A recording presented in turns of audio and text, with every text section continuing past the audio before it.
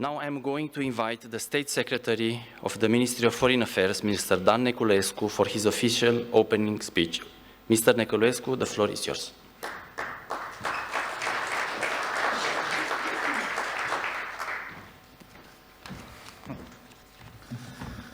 Thank you very much, Mr. Preda. Distinguished guests and participants, Minister Ciucă, David, I would like to start by thanking the organizers for offering today a useful platform for dialogue on the topical issues around the Black Sea region. This conference has evolved over the years in the range and depth of its exchanges analysis, in the number and quality of its participants. So allow me to welcome our international and Romanian guests and to hope that this edition is even more instructive and enlightening. Let's move to Europe's immediate neighborhood, the Black Sea region, to our partners with whom we share so many important interests in security, stability, but also opportunities. That is, to a region where an expanding, more in-depth Euro-Atlantic role is most definitely, realistically possible. Romania spared no effort in raising awareness within the European and the Euro-Atlantic community on the Black Sea strategic importance. Given the impact of developments in the Black Sea on Romania and EU and NATO, we are constantly working to ensure the stability, security, and the sustainable development of this region by using all instruments in our toolbox. While remaining watchful of the hard security issues, we also work with a wider definition of security that considers not just geopolitical tensions and military threats, but also the economic, social, and environmental problems the region faces. From this perspective, the need for an enhanced focus on resilience must be emphasized as a precondition not only for stability, but also for prosperity. Supporting the consolidation of the resilience in the region creates the necessary ecosystem for capitalizing on the potential of the region to drive its development by making full use of the technological developments and the opportunities of digitalization and sustainability. A pragmatic, result-oriented regional cooperation will facilitate economic development and perhaps create a more prone to dialogue atmosphere. In the past years, this regional approach has gained more substance. Relevant examples include the Common Maritime Agenda for the Black Sea and the Strategic Research and Innovation Agenda. They were both adopted with EU support in 2019 during Romania's presidency of the European Union Council. Security and prosperity are faces of the same coin. One without the other is almost impossible.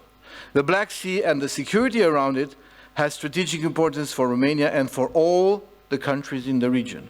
Unfortunately, the main source of insecurity stems from a lack of common agreement in the region with regard to the principles of international law, which should govern relations among states, especially respect for territorial integrity and sovereignty, good neighborly relations, and respect for each country's choices.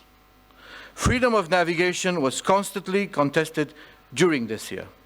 The continuation of the military buildup in eastern Ukraine by Russia, the military buildup in the region also by Russia, the hybrid and disinformation operations and campaigns against some of the riparian countries are certainly parts of the current reality in the region that we have to address. We have been always a promoter of peace, security and prosperity at the Black Sea, based on cooperation and respect for the principles of international law. We continue to uphold these values and these objectives.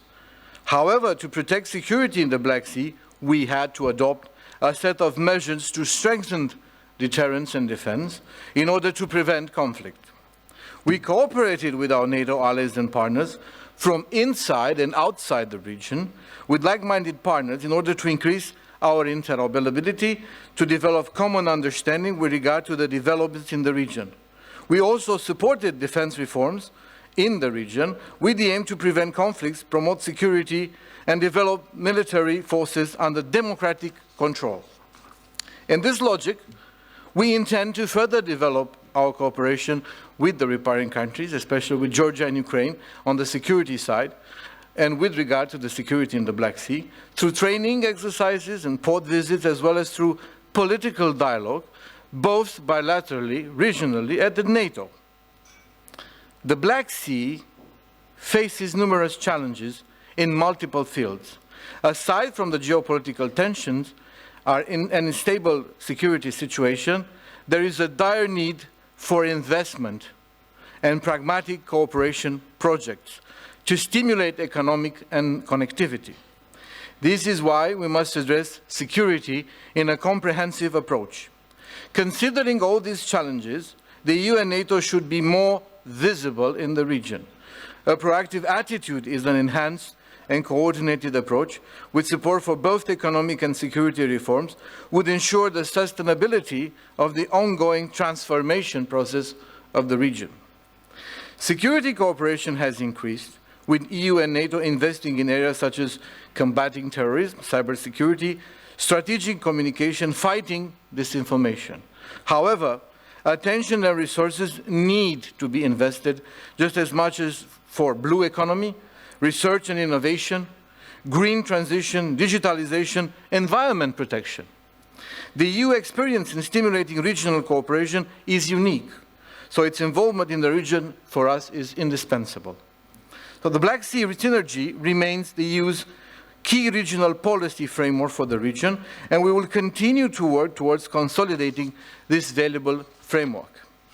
So in the coming years, our response to the complex problems of the region must be twofold. On one hand, we need to enhance and coordinate approach by the transatlantic community with NATO and EU jointly supporting economic security and defense reforms in the region. At the same time, we must continue the implementation of collaborative projects that would benefit our countries, as regional cooperation is essential. So basically what I'm trying to say in a very nutshell is that the Black Sea offers threats, offers challenges, but at the same time offers opportunities. And this is probably basically, from the MFA point of view, what we need to work on. And despite the current focus on the Indo-Pacific region, and I'm sure this will take up a lot of discussions today, not only today in this format, however, Romania is obliged and will continue to make the case of the Black Sea from the security perspective, but also from the opportunities, economic perspective. Thank you very much.